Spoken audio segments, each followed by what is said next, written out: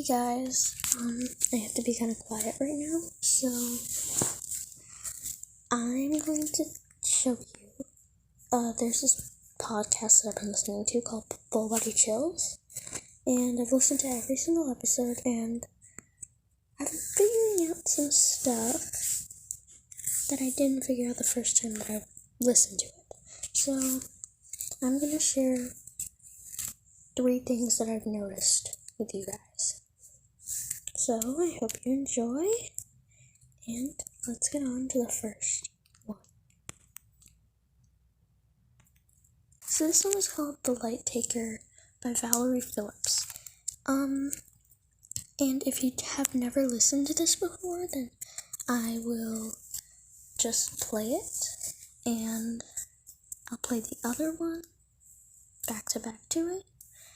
So, let's play it. This episode is brought to you by Progressive. At Progressive, get your... For the best experience, we kindly recommend you listen with headphones. Hi, listeners. I'm Kirsten Lee, and I have a story I want to tell you.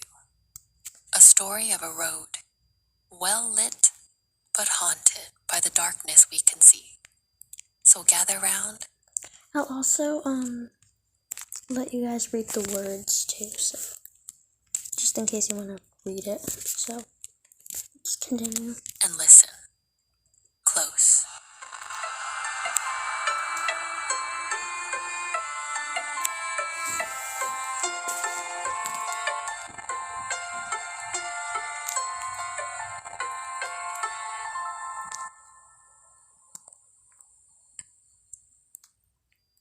It was just supposed to be a scary story. And it wasn't even a very good one. It was the kind of thing a parent tells their kid to make sure they're home before dark, or something an older brother would use to scare his little sister. I should know, because I was that little sister. I was that kid being scared by a silly monster story once upon a time. But as I learned, the old saying was not far off the mark. Truth could be stranger than fiction, and far more devastating.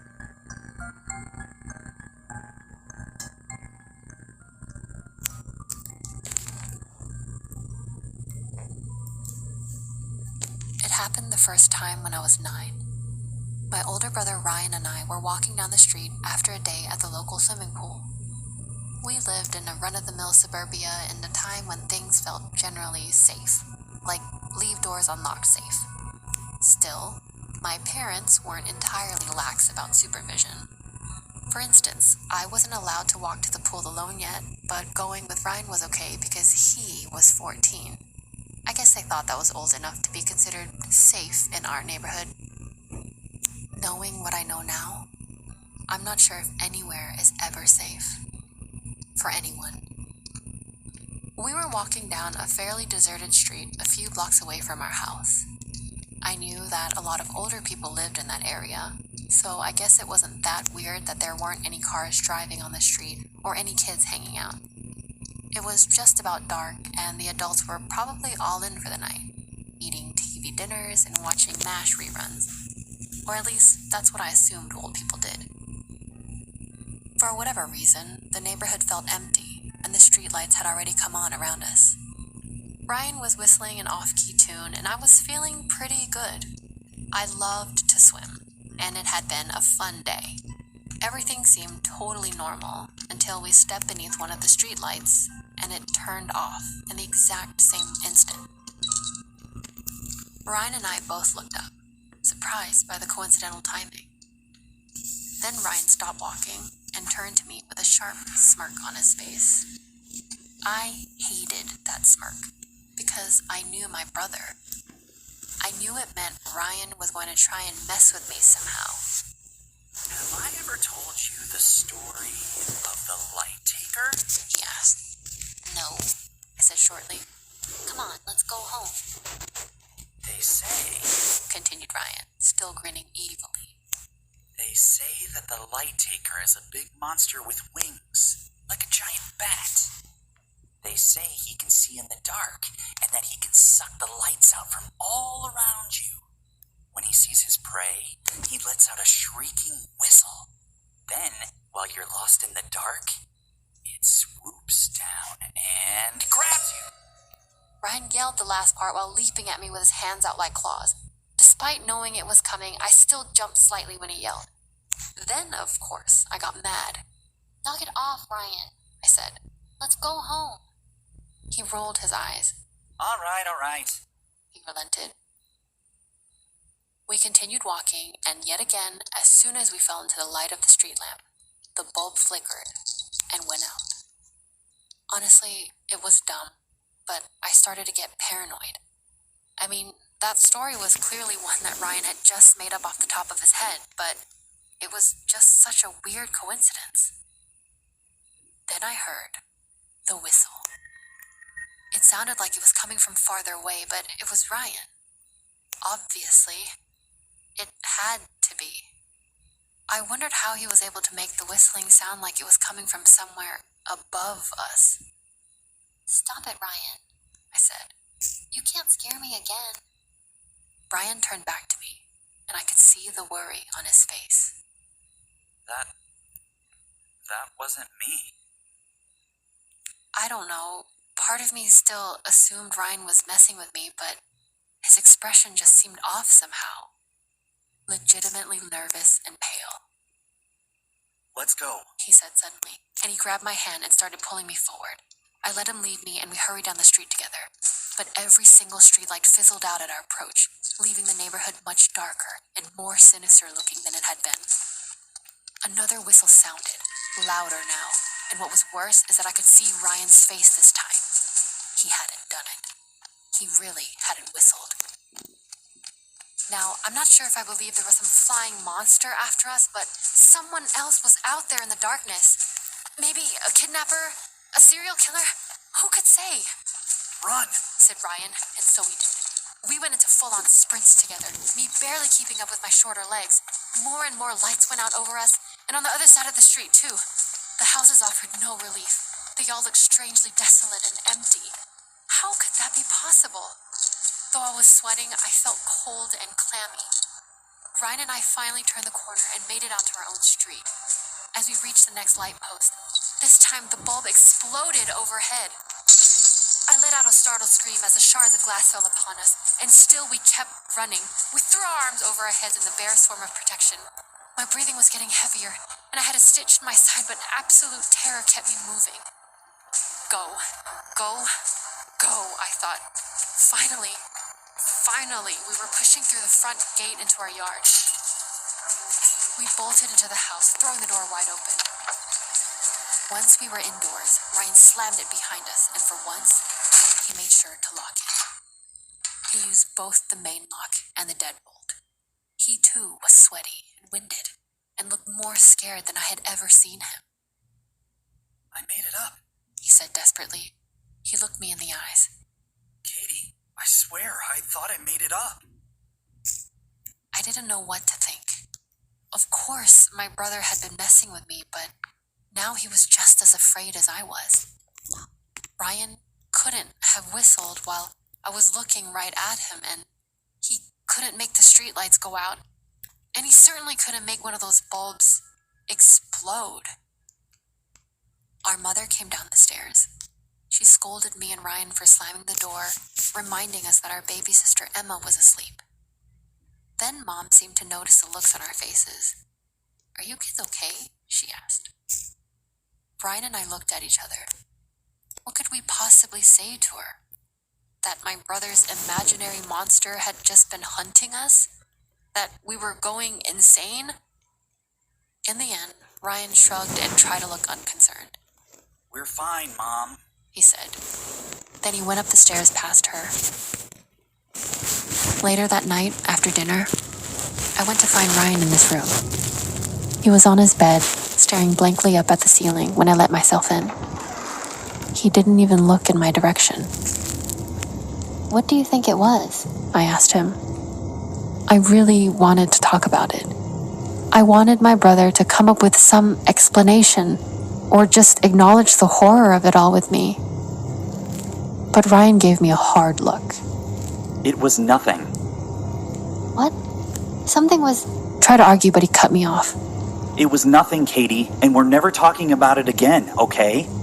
Go to bed. I left his room totally hurt, confused, and still scared. It had been years since I was really afraid of the dark. But that night, I slept, or tried to, with all the lights on in my bedroom. Sometime in my groggy state, I thought I heard the whistle again, from somewhere outside my window. The next morning, when daylight had come, I had started to feel a bit better. Ryan seemed moody, but we didn't talk about what happened. The rest of that month passed in a blur.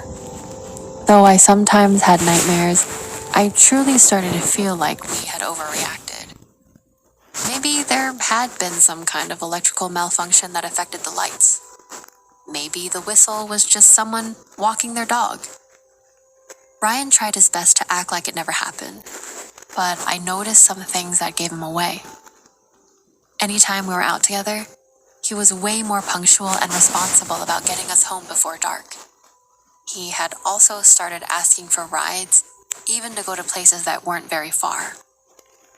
For the sake of our sanity, we both pushed away thoughts of that night down into memories that faded over the years. Just like Ryan had wanted, he and I never talked about it again. 5 years later, Ryan had gone away to college and I was, in essence, the older sibling. Our parents worked weird hours, and so most Saturdays, it was just my little sister Emma and me. Emma and I got along pretty well, even though she was only 6 years old. I spent a lot of time taking care of her, making her food, helping her with homework, and still doing my own school stuff. Sometimes it felt like too much. I had just started high school, and there were so many times I couldn't hang out with my friends because I was babysitting Emma. It didn't feel fair. I couldn't really bring myself to complain to my parents, though. I knew we were having issues with money, helping to pay for Ryan's tuition, and they were always so tired after long hours of work. I sucked it up because I loved my parents, and I loved Emma. I also sort of felt like I was paying it forward for all the times Ryan had watched out for me. But on that particular Saturday, I was having a bad day. My friend Shayla had gotten together a group of girls to go out to a nearby lake. Shayla's mom was going to drive them, and they were going to spend the day swimming. Even though Shayla said I could come and bring Emma, I knew it wouldn't be much fun if I did. Emma hadn't learned to swim yet, and I would probably spend the whole time in shallow water and making sure she didn't drown. She would inevitably get bored and whiny, and then I'd have to ask Shayla's mom to drive us all the way back to town. Then my friends would be annoyed that their fun day of swimming had been cut short by us. I told Shayla I couldn't go, but I spent most of the morning feeling sulky and annoyed about it. Emma didn't help matters. She cried because we were out of her favorite cereal, and she had to eat oatmeal for breakfast instead. Then she made a fuss when one of her toys broke and didn't give me any peace and quiet about it. When she finally asked if we could go to the park that afternoon, I figured we might as well. I didn't want to be cooped up in the house anymore. We were driving each other crazy. Rivermore Park was one of Emma's absolute favorites. It had a jungle gym with monkey bars and a super long twisty slide. I sat on one of the park benches and read a book while Emma played. She seemed to make friends with a couple kids who were also running around the playground, a brother and sister by the look of it. The three of them played tag and games of their own invention for a good while. The sunset kind of snuck up on me. We had arrived at the park in the mid-afternoon, but I didn't take into account the fact that we had just set the clocks back for daylight savings time. It always threw me for a loop whenever it would start getting dark and cold as early as 5:30. I glanced up from my book to see the two other kids being beckoned away by their mother. Emma waved to them, but she didn't seem too bothered that they were leaving. She had now set her sights on tackling the monkey bars, her greatest challenge. Emma had never really been able to do all the monkey bars before. To be fair, this particular set was pretty long, and she would usually fall with only 2 or 3 rungs left. I watched her try it a couple times before I went over to get her. "All right, Em, time to go," I told her. Not yet. I'm going to do it this time, Emma said determinedly. The park lights came on, as if to remind me just how late it was getting. "Okay, one more time," I said. "Then we really have to go home. It's getting late and we need to eat dinner." Okay. Agreed Emma. And then she ran up to the jungle gym so she could do the monkey bars again. This time, she lost her grip with only 2 more bars to go. She groaned in frustration as she dropped lightly to the ground. Before I could stop her, she was running off to have another try. "Emma," I shouted at her. "I said that was it." No! I was suddenly so mad. I had been nice enough to bring her to the park even after the tantrums earlier, even while I was missing time with my friends. Why couldn't she just come when I asked her to? Emma had made it back up to the monkey bars. She grabbed onto the first rung, then the next, and the next. I think her arms must have been getting tired because this time she only made it halfway before falling to the soft ground. Emma tried to run back to the jungle gym stairs, but this time I grabbed her by the arm before she could get away. Katie, let me go! She yelled. I gripped her tighter, fed up. I was really glad that the park was now deserted so that at least there wasn't anyone to make a scene in front of. I thought about Ryan suddenly, and all the fights we had growing up, not unlike this. And for some reason, that silly, scary story popped into my head. It no longer frightened me like it used to, and in the years since, I had convinced myself that the things that happened that night were in our imagination. My sister was crying now, big crocodile tears, and my patience had run out. "Emma, aren't you afraid the light taker might get you?" Emma sniffled, her curiosity overpowering her need to be dramatic. What's that? She asked. "The light taker is a monster," I told her. "It has large wings like a bat, but it's even bigger than me. Its eyes glow, and when it sees something it wants to eat, it whistles, like this." I demonstrated a shrill whistle. "It steals all the light from the street, and when you're lost, it will swoop down and carry you away with its talons." Emma's face scrunched in anger. That's not real. You shouldn't tell lies, Katie. It might be real, I said. How would you know? Emma looked down at her feet. 'Cause it's not? She didn't look entirely convinced, though, and I started to feel bad. "Come on, Em, can we please go home? It's late and I'm getting cold." It was true. While Emma had on a light jacket, I was in short sleeves and it was getting chilly without the sun overhead. Okay, said Emma. She reached out to hold my hand and I smiled somewhat apologetically at her. Our house was just a couple blocks away from the park. We crossed the street together, and as soon as we stepped onto the sidewalk, that's when I heard it. A whistle in the wind. Emma heard it too. We both looked around. What was that? Asked Emma nervously. There was no one else outside that we could see. I repressed a shiver. For reasons I couldn't explain, I felt as if I'd made a terrible mistake. "Let's go," I told Emma, trying not to let on that I was suddenly afraid. We hurried down the sidewalk, and then when we reached the street light, almost as if I knew what was coming, it flickered out above us. All of a sudden, the memories of that night were vivid again. Running with Ryan, the darkness pressing in on us, something stalking us. How had I forgotten what that was like? Well, I remembered it in that moment. I pulled Emma along by the hand. "Run!" I told her. She did it without question, terror on her small face to match my own. We ran, and just as I knew they would, the lights started going out as we passed beneath them. First, it was merely the street lamps, but then the house lights all went out as well. A little way in the distance, even the traffic light blinked completely off. I heard the whistle again, and then something else I had never heard before. It sounded like the flapping of giant wings. I turned to look over my shoulder, even as I kept moving. What I saw made my blood turn cold. Something was hovering in the air. It was too dark to make out any details, and I couldn't look for long, but I know I saw it. I know I did. 2 giant orange eyes, like an owl's, but much bigger than any owl I could imagine. The outline seemed vaguely human-shaped, but contorted, monstrous, and unreal, with wings. I was too scared to scream. Instead, I used all my will to grab Emma and pull her into my arms. I carried her as I ran, even as she screamed directly into my ear. I knew by the fear in her voice that she had seen it too. In fact, she was looking in that direction, and it was very possible she was staring it right in the face, even as I tried to get us away. I considered bolting towards one of the houses, but they all looked sinister without light, and I was too afraid that stopping for even a moment would allow that thing to catch up to us. Instead, I made a direct beeline for our own home. It had worked last time. I no longer cared about sticking to the sidewalk. I began to cut across the road near an intersection. Emma was not a big kid, but I struggled to keep up a good pace with her added weight. The whistle came again, from directly above us. The sound of flapping wings was also louder than ever, like thunder in my ears. Gusts of air slammed into me. I felt something sharp graze my back, and in an effort to get away, I leapt into the street.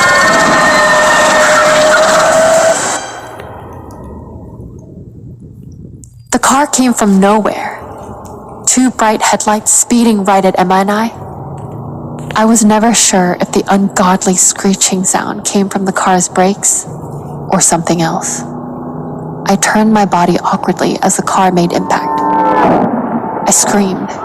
Emma screamed, and it all mingled together in a crazy racket. Pain shot through me as I was knocked to the ground. Dimly, I was aware that Emma had been thrown out of my grasp. No, Emma, please be okay, I thought, just before my head hit the pavement and I lost consciousness. When I woke up sometime later, my first thought was, the lights are back. Thank God. Although I couldn't for the life of me tell you why. The lights were indeed back though, flashing red and blue lights. A man's shaky voice. There was something else in the street, officer, I'm telling you. It was behind the 2 girls. The crash knocked me out right after, but I swear, I saw orange eyes. Eyes of the devil. A second voice, harsh. How much have you had to drink tonight, Major Jensen? I haven't had anything to drink. I was being lifted up on a stretcher, 2 paramedics hovering over me. Hey, she's awake, called out one of them. Thank God. Emma, I mumbled. Where's my sister? The paramedic looked down at me with worry. Your sister? You've been hit by a car, honey. You might be confused. Your sister isn't here. I tried to sit up, but I was strapped down by some kind of brace. But she was here. We both got hit. Where is Emma? I yelled. The panic in my voice seemed to get through to the paramedic. She waved over a police officer to explain the situation. Officer, she says she was with her sister and they both got hit by the car. We did, I said firmly. Where is she? She's only 6 years old. The officer's face hovered over me. He looked worried. What's your name, kid? And what's your sister's name? My name is Katie. Katie Miller. My sister's name is Emma. The officer looked at the paramedic. The driver also said he saw 2 girls before the crash, but we didn't find... He paused and looked me in the eyes for a long moment, then immediately got on his radio. I heard everything he said, calling for a search around the area, saying that everyone needed to look for a little girl with possible injuries who went by the name of Emma. I felt the weight of those words in my stomach. The pain in my body was nothing compared to the nausea and fear, and the words, "Where is Emma?" played over and over again in my head. I closed my eyes, trying to remember everything that I could about the crash. Emma in my arms, the car coming from out of nowhere, the 2 headlights. It was then that another memory washed over me. The image of the headlights became the orange eyes glowing from out of the darkness. The sickening realization hit me as I was being loaded into the ambulance. How much time had elapsed between the car crash and help arriving? How long did Emma and I lay unsheltered in the open street, injured and unprotected? In that moment, I knew what we were, what Emma had been. Easy prey.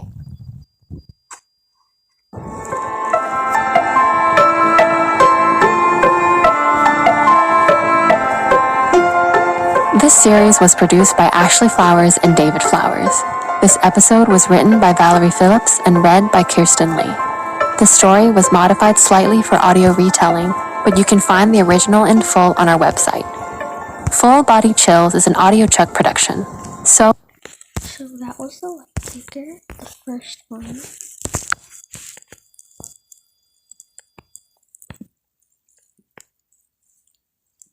Okay.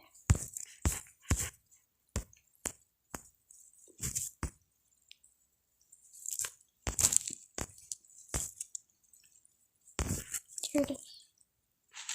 Okay, now I'm going to show you in their shoes.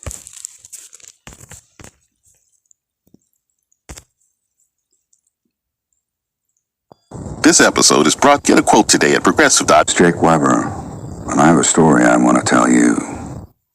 A story about a stranger who's really no stranger at all. So gather round and listen close.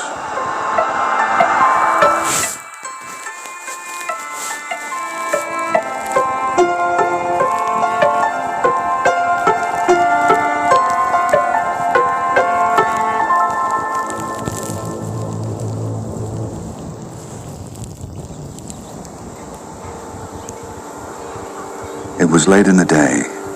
The night was sneaking in, cooling off the grass still warm from the summer sun. The air smelled sweet of lilacs and freshly mowed grass. Someone was grilling off in the distance. Right before all the light was dimmed for the day, that was my favorite time to walk. Most people were off the streets, retreating in for a late supper with their families. You could walk down the sidewalk and hear their noises growing fainter and fainter as they retired in for the evening. Resting up for another day of sprinklers in the front yard, popsicles and hot dogs, basketball games in driveways, and swimming down by the lake. A few lightning bugs were popping up here and there, blinking in and out of existence. Summer is the most exciting time of year here. All the families coming up from the city to fill up the empty houses. A few friendly faces offer a hello or smile in my direction. No one really knows my name or who I am. They just recognize me from my nightly neighborhood walks. And I like that. Anonymity. I could come and go as I pleased, with no one too concerned. Blending in, my Aunt Dorothy had called it. She said sometimes I was so good at it, she'd forget I was there. She would always be startled walking into a room I was in. I used it to my advantage. It has been almost 30 years since I have been back here, but everything seems to be just the way it was when I left it. A few more roads, a new community building. The Uppies even went so far as to take away the pool slides. Sissies. But all in all, the same story. A lifetime away installing security systems in the city. Just to come back to the same old place. And things couldn't be more the same. Small towns are always more difficult, though. Less people to drown out the noise. But yet, more people to worry over things. The little things that went by the wayside in larger cities. I could blend in completely in a place like Chicago, or even in a smaller suburb. Not here, though. Too many watching eyes from shaded porches, more listening ears from inside their stuffy homes, windows wide open, hoping to invite in the cool night air. Aunt Dorothy passed away finally from her chronic lung disease. She fought it long and hard, but it always wins in the end. Funny how her one earthly pleasure ended up being her demise. was surprised when I got the notice she had left the old lake cottage to me. How could she think I would want the dilapidated old thing? Perhaps she thought it would bring me fond memories. Or maybe it was the only thing she had left in the end. Maybe I was the only thing she had left in the end. Oh, Dorothy. Maybe you were onto something. I've scouted out all the old neighborhoods already. Being a vacation community for most people, some roads were completely empty. Others were completely lit up. Parties lasting until the wee hours of the morning. Cars and bodies were peppered like sand on the beach. The sometimes one-lane roads wound their way around in a big circle around the town's one major attraction, the lake. That's where most people wanted to be, laying out on the beach or cooling off in the water, but not me. I longed for the times when the neighborhoods were empty, quiet, mine. A squirrel crosses my path. Cute. You could usually find a random herd of deer or a rogue raccoon walking the streets late at night or in the early hours of the morning. There was still quite a bit of woods surrounding the area, so there was always some kind of wildlife to wander about. I liked that. No one thought twice when the road department was scraping a dead deer off the side of the road. It must have been an auto accident, right? I've moved on from all of that, though. It seems so trivial now. Animals are for the minor leagues. It's the kind of place you expect to see people out walking or working in their yards at all hours of the day. Always a young, unattended child on a bicycle, too worried about dropping their ice cream cone to notice a man creeping up behind them. A lone, drunk, stumbling teenager making their way home through a timber path too late at night. Children left alone to swim in the community lake. Nothing bad can happen on vacation. Summer is the best time of the year here. No one pays attention in the summer. Just like in my old camp days. I always loved summer camp.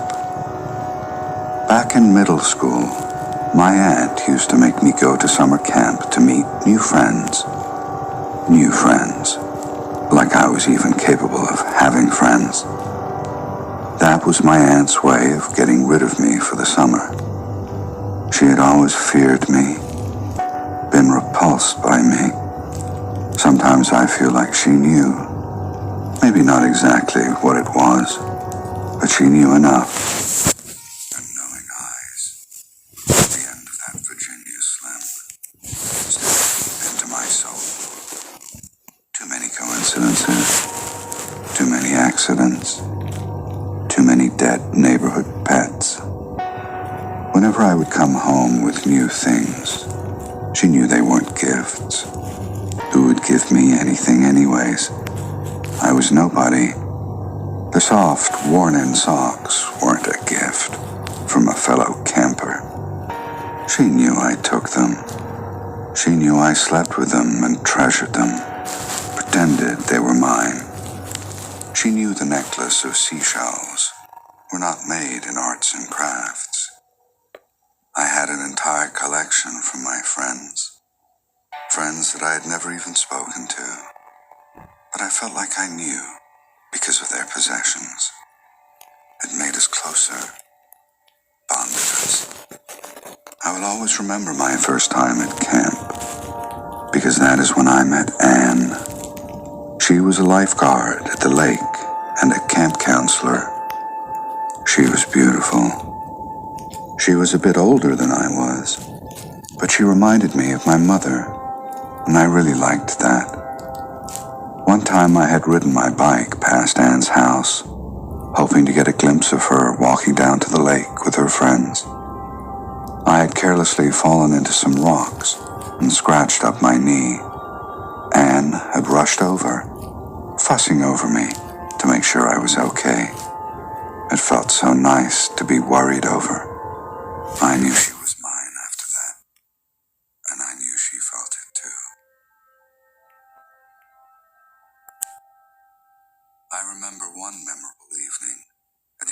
first summer at camp. Our group crowded around a fire for s'mores.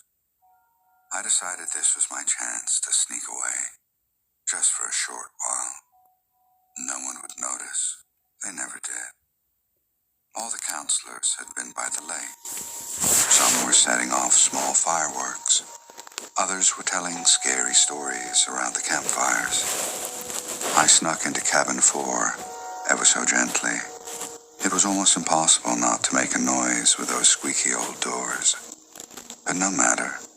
No one was around to hear, except for me. And as soon as it snapped shut behind me, I saw the reason I had left the warmth of the fire. Anne's shell necklace. She only wore it for special occasions. I would have hoped she had worn it that night, since it was our last night of camp together. But it was no matter, because now I had a piece of Anne for my collection, forever. Finding and connecting with new people, hearing their background stories. Where did they come from? What is their family like? Who are they really? What is their favorite song or podcast? These are the kind of things that interest me. The little details that make people who they truly are. Seeing the way a shirt lies across a person's shoulders. Where did they buy it? Did their mother make them wear it? Did they like that particular pattern? Or was it just the only shirt readily available at the time? Would it look the same way on me? But clothes, just like people, always seem better when they belong to someone else. Once I make them mine, they begin to lose my interest. They don't seem special anymore. Then I must start all over again. Curious. Sometimes I would let my curiosity get the better of me. I hated when that feeling started to bubble up, hot in my throat. I tried to suppress it for as long as I could, but it would always come out, white hot in a flash, eventually. A sickness. I had gotten away with it for the most part. I had a few slip-ups here and there, nothing ever too noticeable. Maybe I had forgotten to place the slacks exactly the right way back into the dresser drawer. Maybe I hadn't cared to make sure the shirt was completely buttoned back up like all of the others.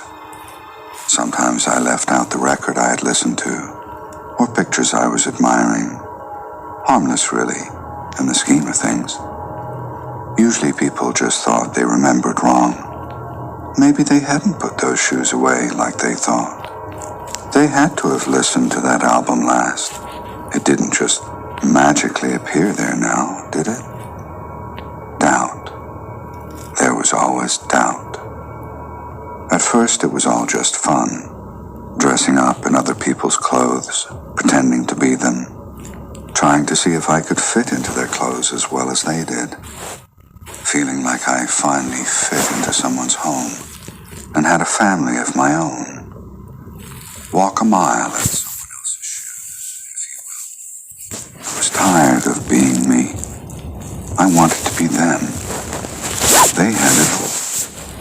Eventually it evolved into spending the night in their beds, watching TV on their couches, seeing how long I could get away with living in their homes while they were away for the slow season.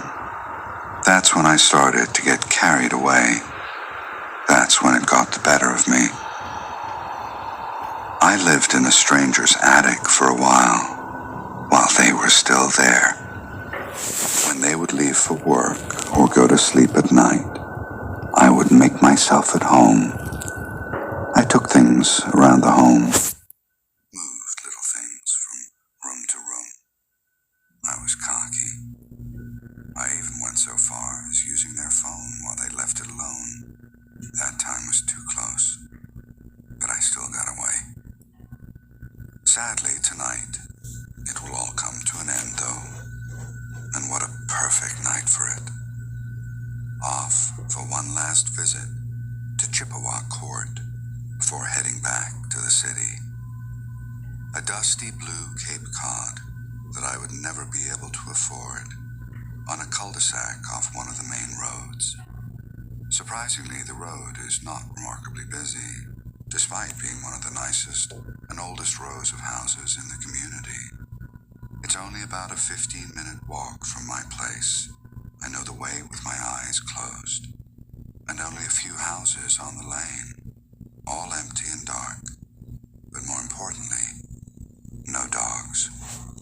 Perfect. One of the only street lights on the whole lane seems dim tonight. Only a cold glow. It almost feels like an invitation back. At first, I just went in for a peek, just to make sure she was doing okay, all alone in that big house. I hadn't seen or heard of Anne in the many years I was gone from this place. But as soon as I was back, that old feeling started creeping its way back up again. But now it's special, because it's Anne, and she's all mine now. Finally. As I grow closer to the side entrance, I hear a car horn honk somewhere off in the distance. Firecrackers shoot off a few roads over. Not loud enough for Anne to hear now, though, with her hearing aids lying on her bedside table for the evening. Routine. That's another one of my interests. I find that very interesting. What a person chooses to do, night after night. The side door is probably the squeakiest of all entry doors to Anne's place, but it has been my favorite this summer. Maybe because it's the most used door, so it feels like I'm a part of the house when I walk through it. Like I'm supposed to be here. Brazen. As soon as I cross the squeaky door, I'm greeted by a small black figure.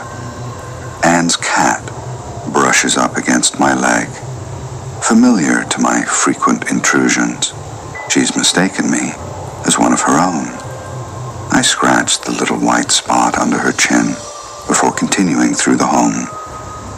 The aroma of meat pies and dust balls welcome me into the kitchen, where I notice the window above the sink is ajar. That's not typical. It's like she's trying to invite something sinister inside. Curious.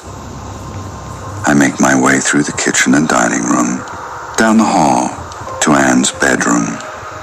The house is dark and quiet. The only sounds are that of the cuckoo clock ticking in the living room and the crickets singing outside the kitchen window.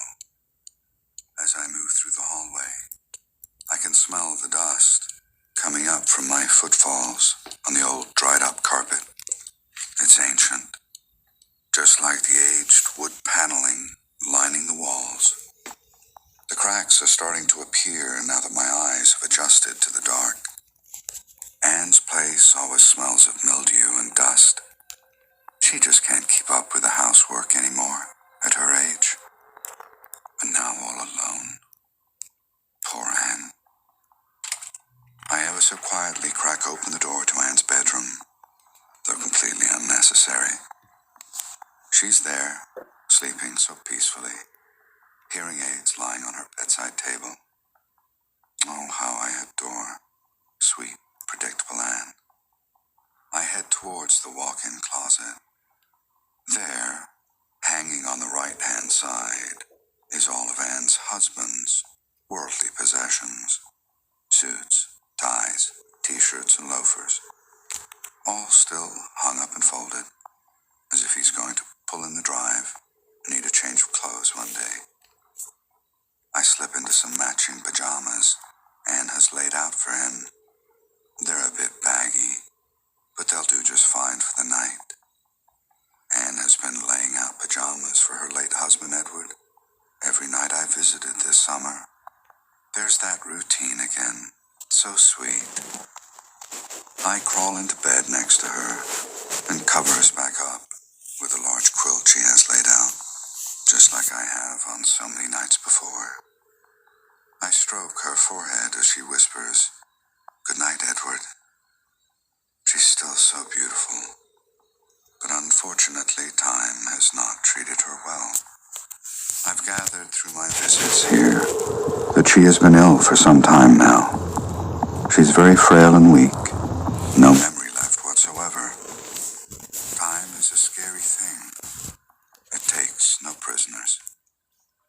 Good night, Anne, I say, as I watch her drift back off to sleep. How easy it would be to place a pillow over her mouth and nose and watch her eyes roll back into her head, extinguishing the light that was once Anne. She would be no match for me. But no, that would be too easy. I would rather have some fight out of her. I have waited too long for this, and that's what I enjoy the most, the fight. Maybe she will wake up from her dreaded disease and realize I'm not Edward. They always say how people have their ins and outs with Alzheimer's. Would she even remember me in a moment of clarity? It would break me if she didn't. Maybe someone will finally knock on the door and demand to know who they saw sneaking in. Maybe her distant son will come to take her away, and I'll have to take care of them both. Doubtful, though. I have never seen another soul visit Anne this whole summer I've been back.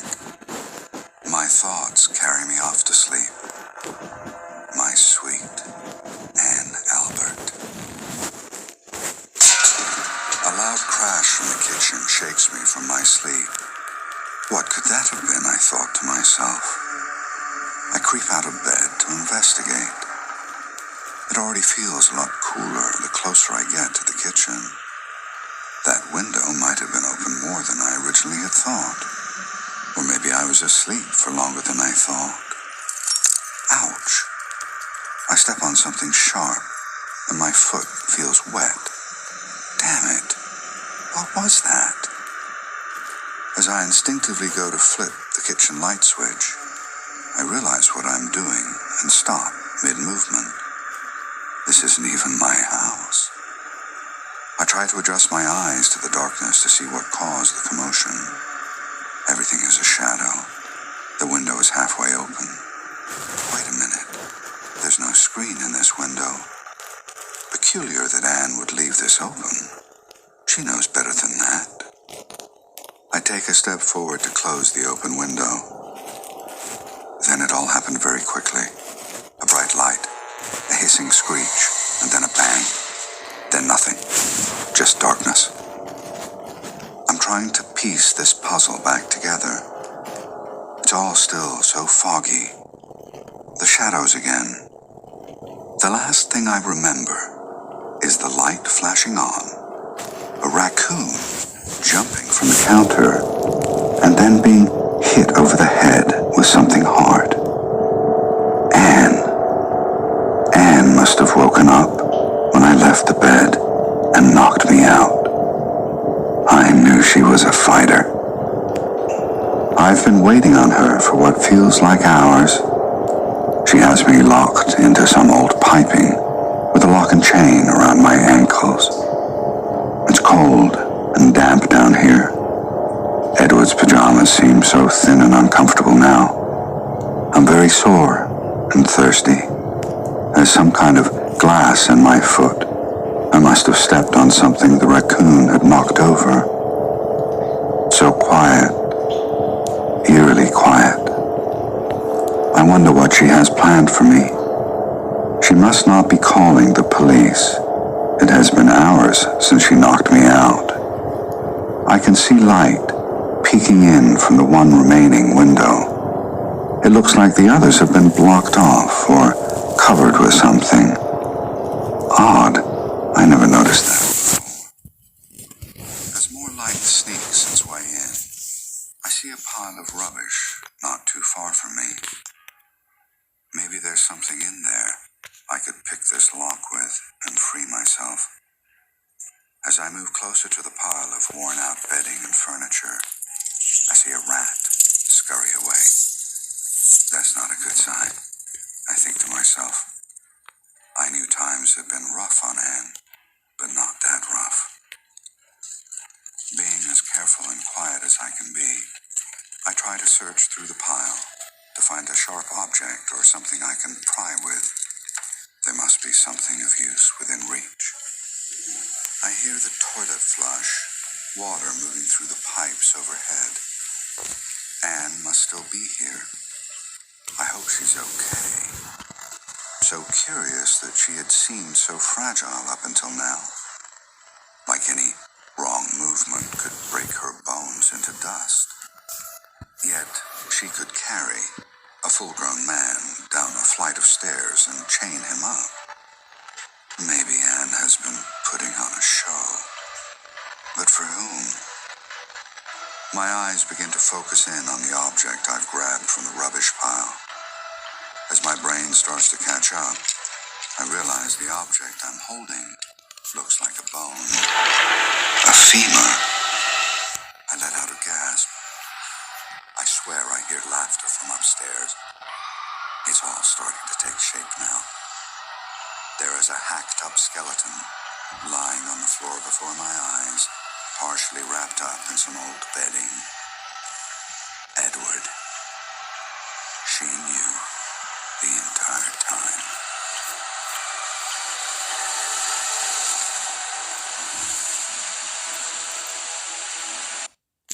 Okay, so what I wanted to talk about. So let me go back to the light taker.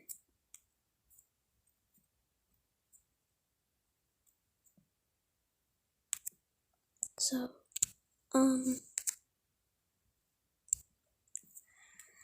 it says, we lived in a run-of-the-mill suburbia in a time when things felt generally safe, like leave doors unlocked safe. So, what I'm thinking of is that if the doors were unlocked, then maybe the guy who had gone in to the houses, maybe he was in the same exact spot. He was in the same exact place as where she was. Because he didn't break anything to get in. He got in. But how would he be able to get in if the doors were all locked? I'm saying maybe this doesn't affect the show in any way, but he must have gone in somehow, and could have gone in either through a window,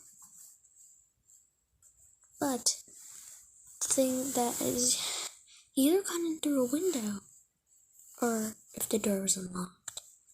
And why I think it's not a window is because he had said that he didn't know that window was open. If he had gone through that window, he would have known that it was open. He thought that it was weird it was open. That's why I don't think he went in through a window, he went in through a door. And also, it says he went in through a door, too. So, and it didn't say he broke in. Well, he did break in, but he didn't break anything. He opened up the door and went in. See, let me just find it.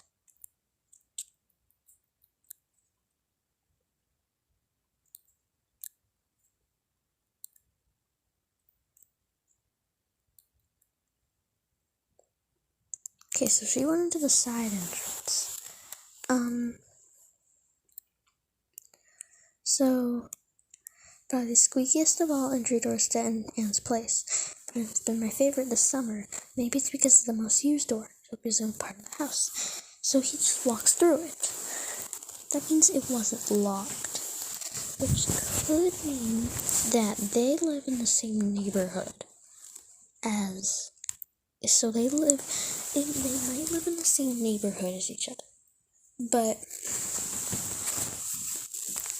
if maybe she's the only one who keeps her doors unlocked.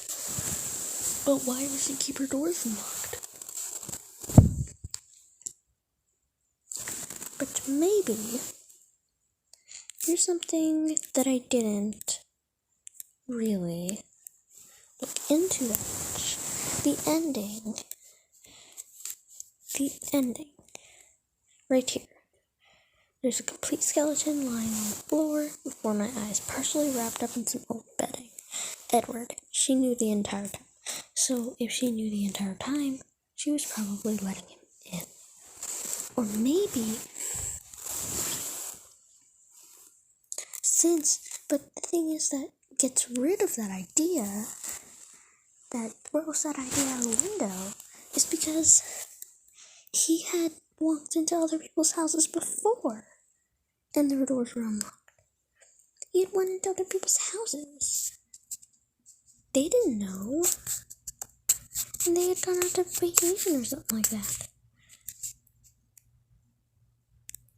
So, that's why I don't think that one's actually true. That's why I think that they live in the same exact neighborhood where things felt safe, and you could keep the doors unlocked. Well, he doesn't live there. He was just visiting there for a little bit. He lives in the lake house. But he was visiting there. And that's why I think that setting, those two settings, are the same settings. They might be in different times, but they're the same setting. See, let me show you.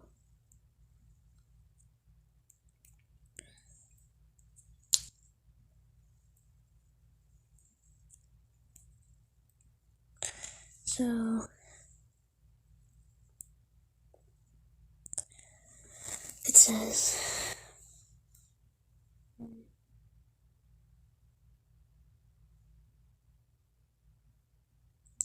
nothing ever too noticeable. Maybe I had forgotten to place the slacks exactly the right way back into the dresser drawer. Maybe I hadn't cared to make sure the shirt was completely buttoned back up like all the others. Sometimes I left out the record I had listened to, or the pictures I was admiring. Harmless, really, in the scheme of things. Usually people, they just thought they remembered wrong. Maybe they hadn't put the shoes away like they thought. They had to have listened to that album last. It didn't just magically appear there now, did it? See, he had gone into different houses while they were away. They would think that if they were away, they would lock their door.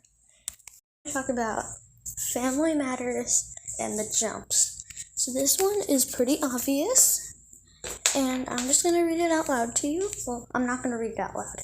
I'm going to put the recording on, and then just scroll down, and warning, there are bad words. So if you aren't allowed to watch things with bad words, or you just don't like watching things with bad words, then I would advise you not to watch this one. So let's just get right on it. Hi listeners, I'm Ashley Flowers, and I have a story I want to tell you. A story about a selfish teen who makes a sacrifice for family. So gather around and listen close.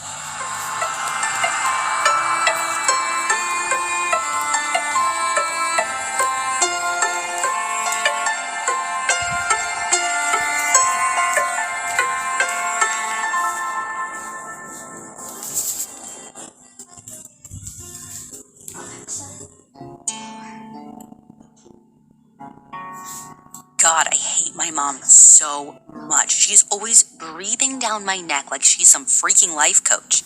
Wear this, do this, say this, smile like this. I mean, for real, give me some freaking room to breathe. But I listen to her anyway, not to please her though, God no. If I could light the match that sets fire to her perfect little dolly world, I would douse it in lighter fluid. No. I do what she asks because it's easier than turning everything into another fight. Everyone in Mom's little social group all act the same, and it's just expected of me to follow their example. In In this case, I would rather endure their egotistical BS than have Little Miss Self-Righteous bite my ear off over some crap about my attitude. I mean, come on. I think if I plan to see my girlfriends this weekend 3 weeks ago, I've got every right to be freaking pissed when Mom tells me last minute that I have to stay home and help prepare for another one of their spontaneous social gatherings. I mean, it's not like they don't meet enough as it is. And what makes their plans so much more important than mine? Mom tries feeding me the same crap, saying, they're more than just friends, they're family. But it's bull. They're not an actual family, and you're a damn well loser if you consider them friends. But if she wants to be an old hag with no life, then she can join whatever stupid club she wants, but that gives her no right to drag me into it. I'm 16 now, and I'm more than capable of making my own damn decisions. Maybe when I was like 12, it was cool to be with the grown-ups, but now that's just pathetic and boring as hell. And whatever, I should feel blessed to have such a kind and giving family. That's the biggest load of crap. They're just as selfish as my best friend Emily with her globby mascara. They would probably murder or steal from each other if it wasn't against the rules. I'm pretty sure the only reason they still have their stupid get-togethers is for a freaking head count. Mom gets a kick out of following orders like the good little girl she is, but she's a joke. When she's shouting at me, she pretends to be so big and tough, but all her social group has to do is snap their fingers and she's on her knees like a dog spit-shining some jerk's shoes. Some role model that is, Mom. Damn it! Damn it! I should be at the jumps down by the river getting blasted with my friends, not cooking for these has-beens, preparing some appetizers that just bleed all over me. God, this raw stuff smells awful. I wish Mom never told me where she gets it. I bet that loser Meg, or whatever her name is, from Craps Hill is at the jumps right now. And I bet with me gone, she's gonna be stealing all the hot guys. Like that boy Mark. Honestly, I don't know what he sees in her. Emily says I should try being friends with her, that we have a lot in common. No, just because we both hate our moms and both our schools hang out at the same spot doesn't make us friends. As if I would forget the time she took my beer without asking. Like, learn to share much? Seriously, like, I wish she would jump off a cliff and kill herself. Oh, I broke a nail. None of them understand. Everyone in this stupid social group are all just a bunch of wealthy old creeps in their late 40s who won't grow out of their midlife crises. I mean, of course, there was that one cute college boy. I'm pretty sure he goes to college anyway. I mean, it's against the rules to talk about your personal life in the social group meetings, but I have seen the collar of his shirt nearly a dozen times, and I've been to enough Mount 8 at the tailgates to know a Mountaineers jersey when I see one. When I asked him about it, though, he got all embarrassed. Honestly, it was kind of cute. I could tell he was a lot like me and didn't really, care for any of this religious crap. He just never really seemed like he fit in. I mean, he always looked like he wanted to leave. Someone probably forced him to come. I mean, if he's like me, it was probably his parents. I could tell that he was totally into me, but he was also afraid to make the first move. So one day, when the rest were busy with one of their sermons, I pulled him into the kitchen where we could be alone. He was kind of slow to start the conversation, so I went first. I told him a lot about me, my friends, how much of a loser my mom was, and even my name. I lied and said I went to the same college as him because I didn't want him thinking I was in high school. Like, what kind of loser would I look like then? And I think he was really nervous because he didn't really say much. But I mean, this boy was shy, and I mean shy. When I went to kiss him, I tried to take off his mask, but he freaked out. In his sort of hot but nervous voice, he said, "Against the rules." I tried to take off my mask to show him it was okay, but before I could, he just ran away. I wonder if he's going to be here tonight. I haven't actually seen him in a few meetings now. Oh my god, that's the code. Is it him? Crap, I've still got blood all over me. I'll just hide in the kitchen. Ugh, Mom's going for the door. God, those red robes look awful on her. Wonder if I look like that. Ugh, no, it's the mayor. A disguise is kind of pointless when you're as fat as him and spew that obnoxiously loud voice on TV all the time. Great. Now Mom and the mayor are discussing the awesome magnificence of our Lord the Shepherd. I feel like cringing. I just wish I was with my friends. Or at least I wish one of my girlfriends could be here with me. That way I wouldn't have to endure this crap alone. Too bad it's against the rules to allow anyone into the social group who hasn't been baptized in the black. I still shiver when I think about my baptism. But it's not like we can just baptize anyone. Mom says that only the marked can be baptized and survive. When I turned 13 and found out the blind shepherd had marked me, Mom was so happy. She was like ugly crying and everything. I don't think she ever hugged me as hard as she did that day. Great, more of them are starting to show up now. It's hard to see out of this door, but there's no sign of the cute boy. Or maybe? Oh, gross, no, that's the sheriff from Cops Hill. Damn it. Between the school dress codes and these stupid social gatherings, everyone has to dress the exact same. At least in school, I can spot Emily's dorky hair ties across the hall. No red hoods and white masks covering everything. Crap, Mom's coming. I haven't even put on my robes yet. Okay, there. Oh, shit, mask. There she is, little Miss Perfect. Yes, understood. Of course. Right away, sister. Whatever BS I need to say to get her to leave. Better not call her mom now that she's in costume. That would really drive her nuts. Go away, go away, go away, go away, go away, go away, go away, go away. Finally. Oh, what is that smell? Shoot, the appetizers. Oh, damn it. Mom's actually going to kill me for this. Oh, maybe if I just drowned it in some seasoning? I mean, the food all tastes like crap anyway, so no one should really notice. Huh? Yes, it's done. Okay, yeah, I'm coming. I said okay, Mom. Uh-oh, if I could see her face right now, I'm sure it'd be red hot. She's gonna kill me when this is done. Alright, this has to be the part I hate the most. Just going around person to person, offering appetizers on a tray like I'm some kind of butler. Flesh for the flesh, maybe be made whole.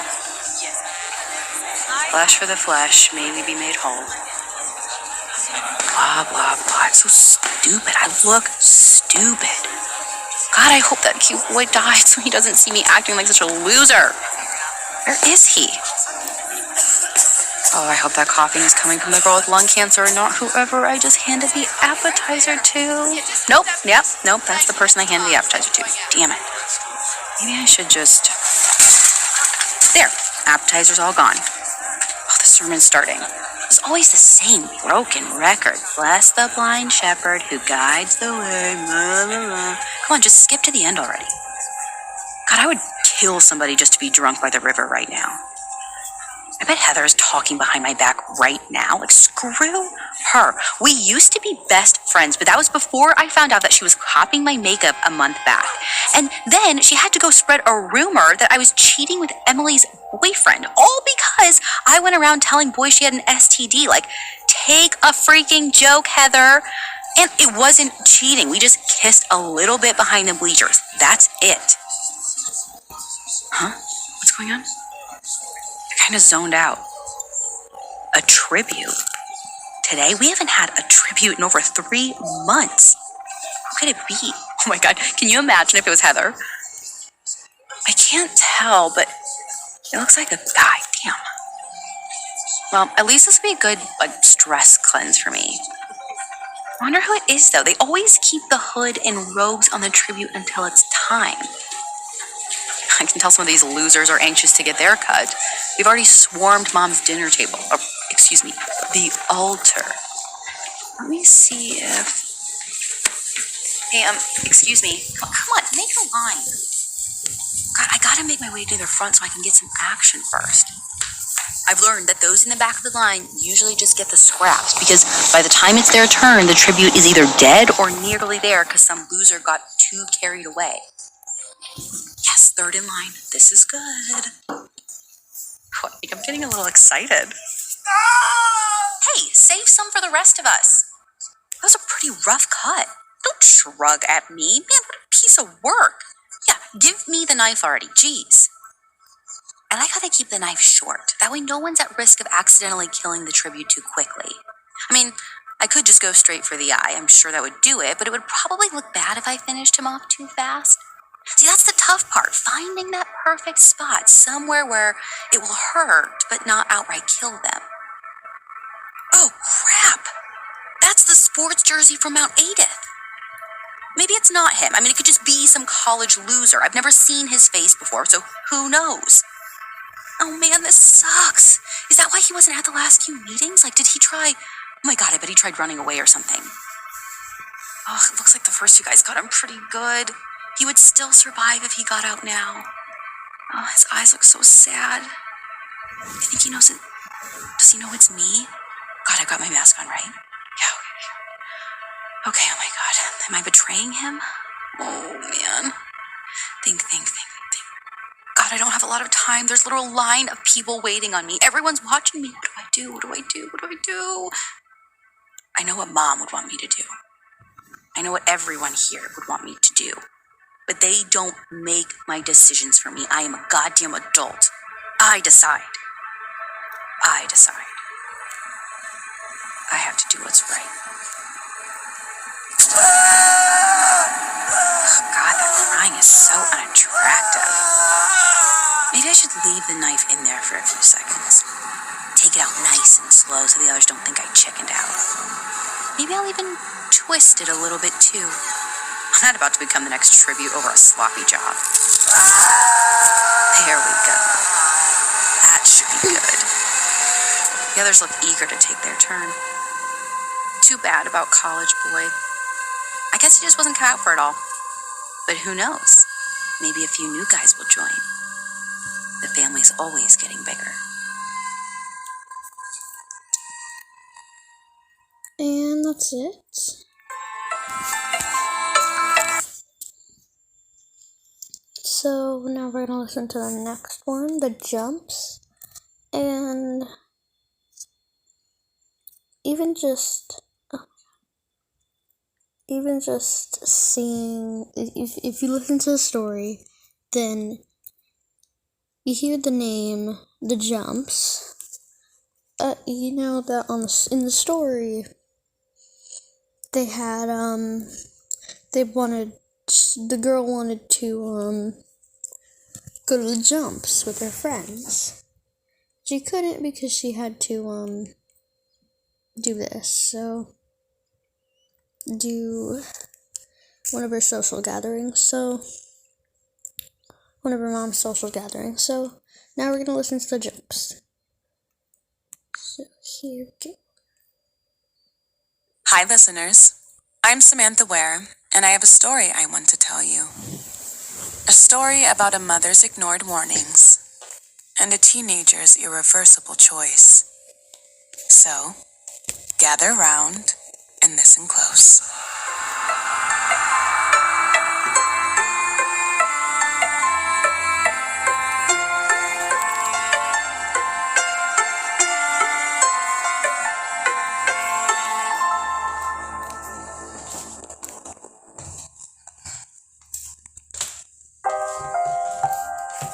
Why do parents have to be so crazy?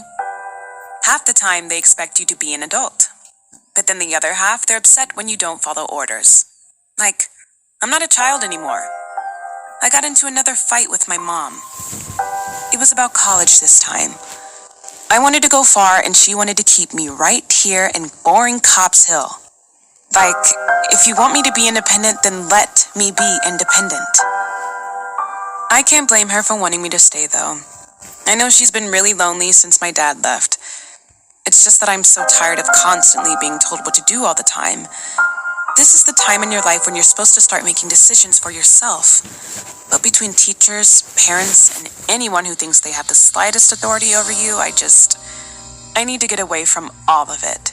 I grabbed the keys to my little red Fiat and stormed out of the door to the jumps to go see my friends. As I stomped down the steps of our shack of a house, my mom calls out to me. Come back when you learn how to speak to your mother.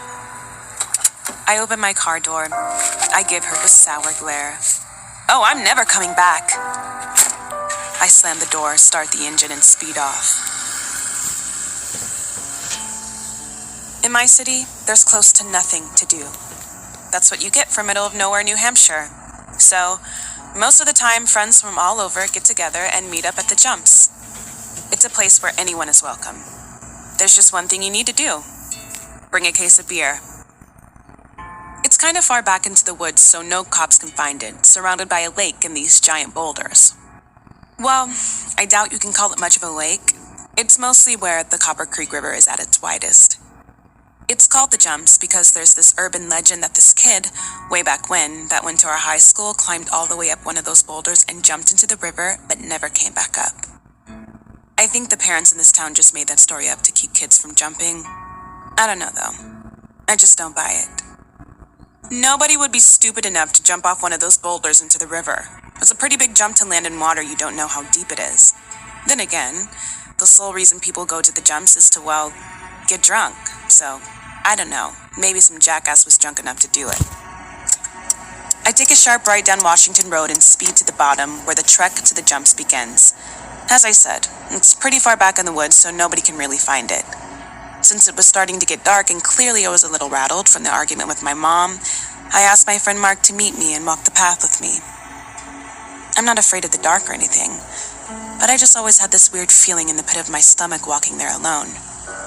Although it's a little foggy, I can see Mark at the bottom, wearing ripped black jeans, a Smith's Band t-shirt, and Chucks. Mark smiles at me and waves. "Hey, I really didn't think you were going to come," he says. I turn off the engine and grab the beer in the backseat of my car. "Yeah? Well, I had a change of heart," I say. Mark and I begin walking through the woods, and we both just walk in silence for a bit.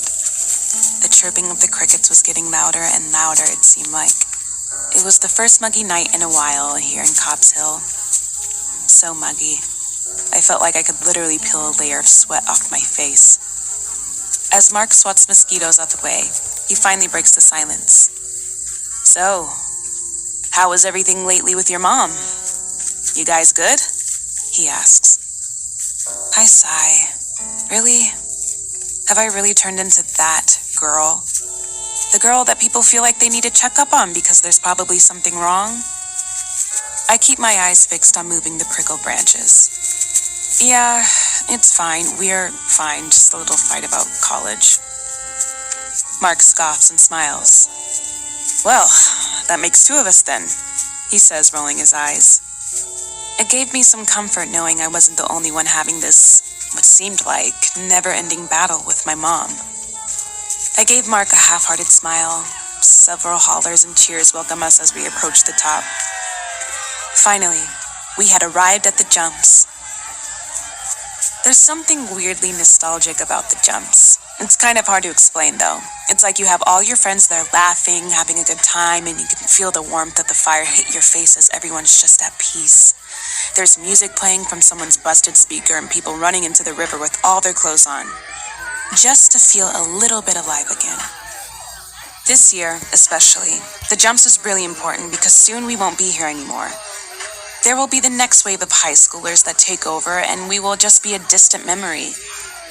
They always say you don't know the good times till they're past, but I know. I know these are the good times. I look over at Carrie, who's barely able to stand. Even though she's an absolute mess, she still looks amazing. Tall, blonde, and full of life.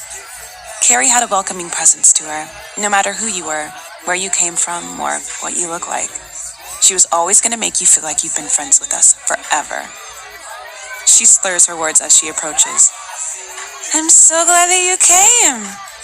Come, I saved you a seat." She hands me the bottle of vodka she's been working on all night. "Here, drink up. We're going to have fun tonight." Mark shakes his head at Carrie. We follow her to the fire pit. 1 drink, 2 drinks, 3 drinks, and yeah, 4 drinks. My head was officially starting to spin. See, I'm not a really big drinker. I know that might sound lame, but it just makes me a little nervous. I don't like feeling like I'm not in control of my body. My dad was a big drinker, and when he drank, he sucked. In other words, he was completely out of control. I hated it. Tonight, though, I guess I threw all of that out the window because before I knew it, I was hammered. All of a sudden, my whole life was spilling out of me like word vomit, as they say. My parents suck. Everyone around the bonfire laughs. Gavin, this kid I know from bio, raises his beer and says, "I think we can all drink to that." We all take a sip, shot, puff, or whatever our hearts desire. I give it my best shot to stand up and manage to finally get up even though I'm a bit wobbly. No, really though. This is where my little performance starts.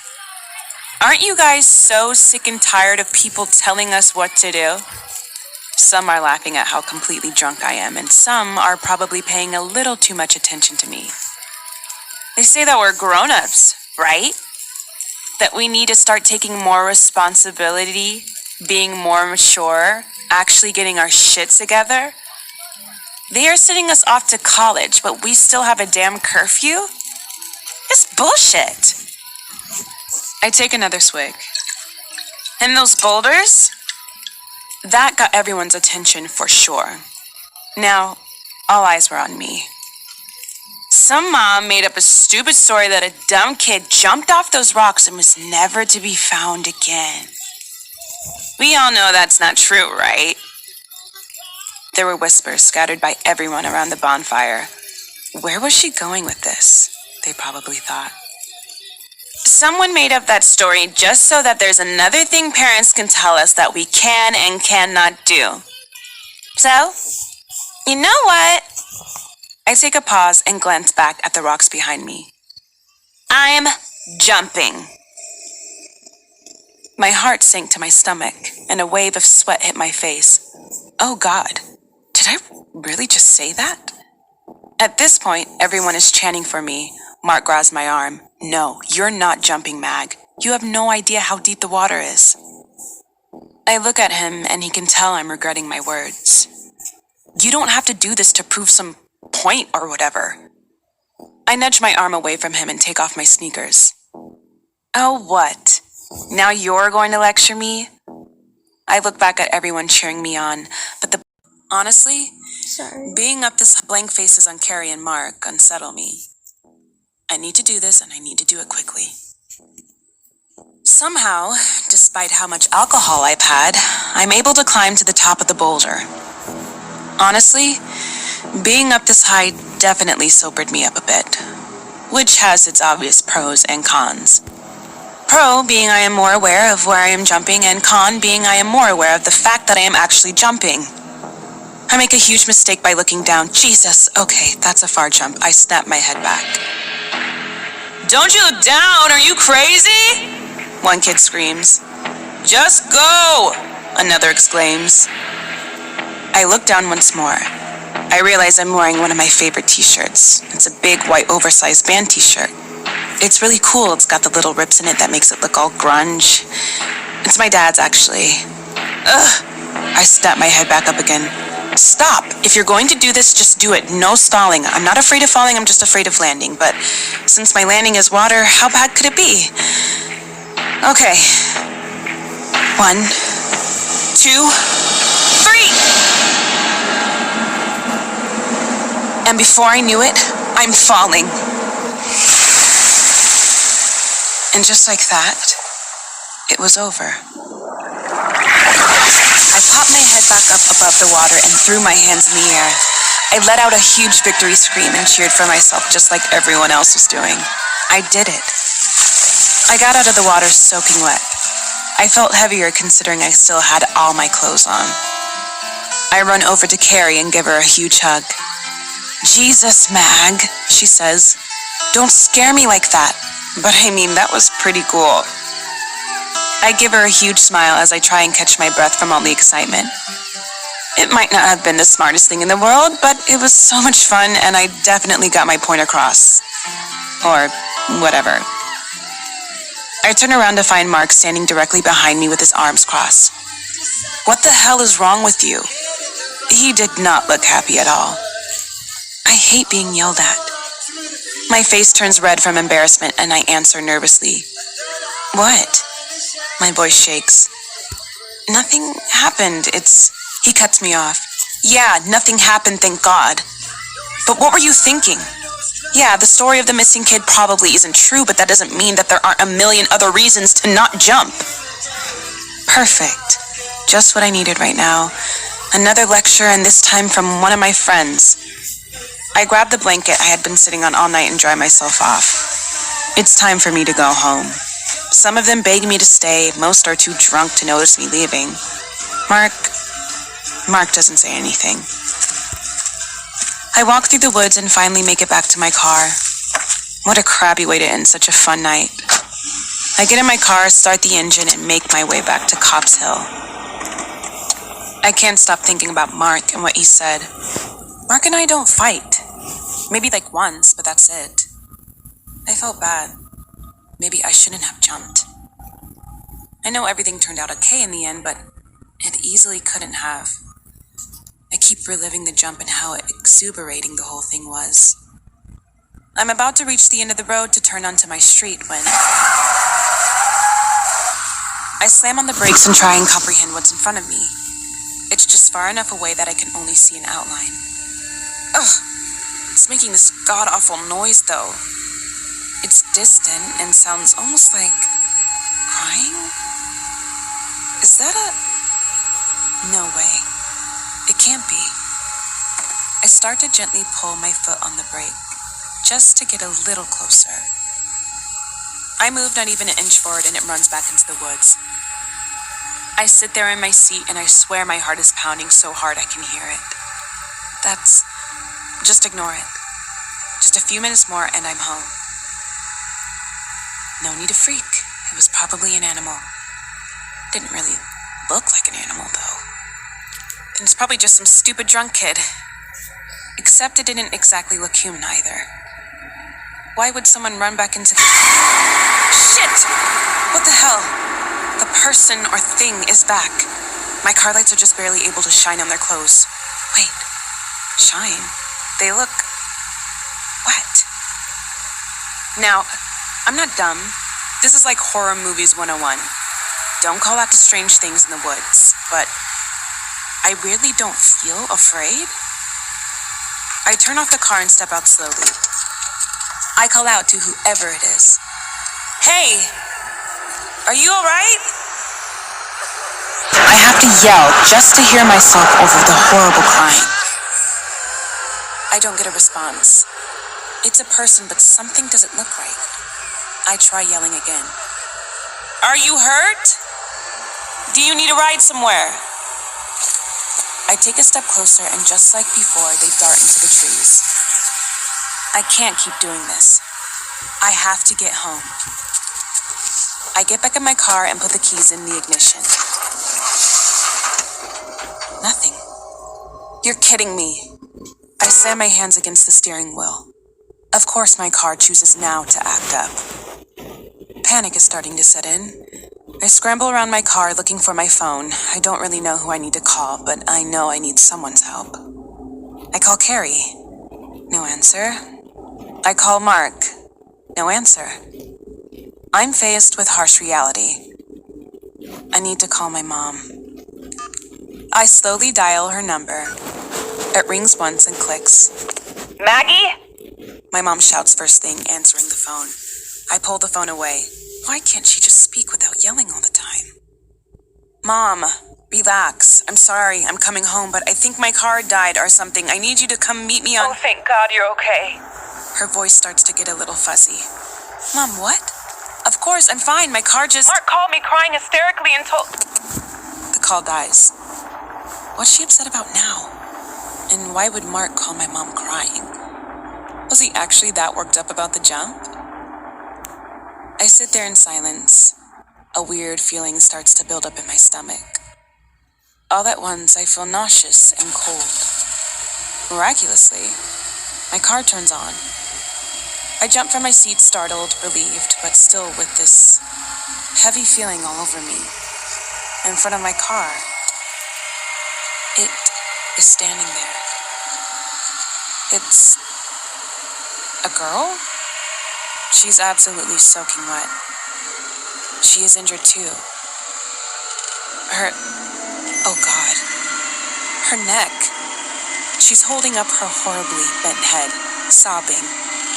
I feel this headache growing. It's this hard and sudden pounding against my skull. I get out of my car. I feel like I can barely breathe. I turn to the sobbing girl. I want to help her. Please be okay. But she's not okay. I instantly notice her t-shirt, oversized and covered in little rips. It's my t-shirt. I walk up to her and an overwhelming sense of terror falls over me. I look myself in the eyes as I hear an ambulance come down Washington Road to the jumps.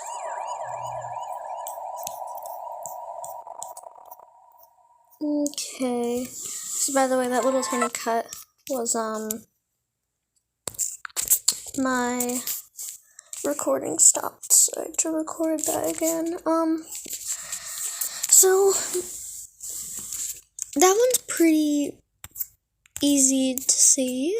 So it'll probably take about 2 minutes to explain it, if you didn't catch it. So, if you go back to Family Matters, the girl who was at her mom's social gathering, she wanted to, go to the jumps with her friends, but her mom wouldn't let her because they had to go to the social gathering. Okay, so, and the other story, Mag was at the jumps with Mike and Carrie and a bunch of other kids, and in Family Matters, the girl actually does, talk about Mag a little bit, so this is at the same exact time as each other, so it's not different times, it's the same time. So that's basically it. And I hope you like this video. And and today, well, I hope you like this video, and if you did, if you want to, then you can hit the subscribe button or like the video, because I've worked very hard on this video, and I've been working very hard on this video, and I just hope you liked it, and please consider liking and subscribing, and thank you, bye.